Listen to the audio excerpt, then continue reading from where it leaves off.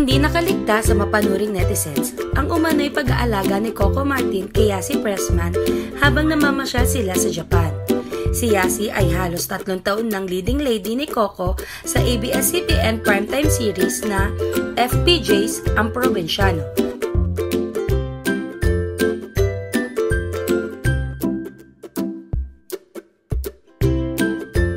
Noong April 18, lumipad ng Japan sina Coco, Yassi at iba pang cast members ng show para sa dadaluhan nilang kapamilya Fiesta World Japan.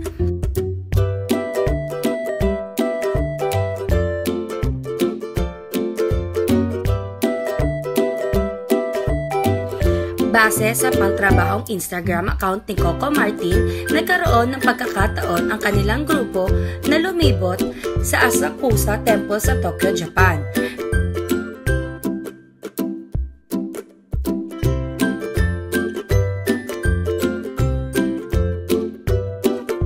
Dito napansin ng netizens ang sunod-sunod na post kung saan makikitang tila sweet si Coco kay Yassi.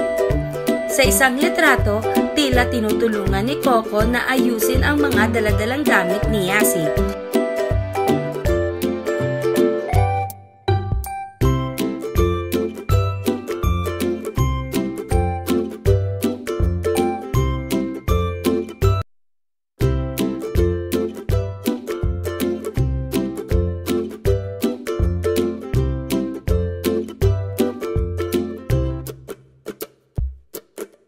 Hindi maiiwasang bigyan pansin ang sweet gesture ni Coco lalo't pat kamakailan lang ay nauungkat di umano na may namumuong magandang pagtitinginan sa pagitan ng aktor at ni Yassi Pressman.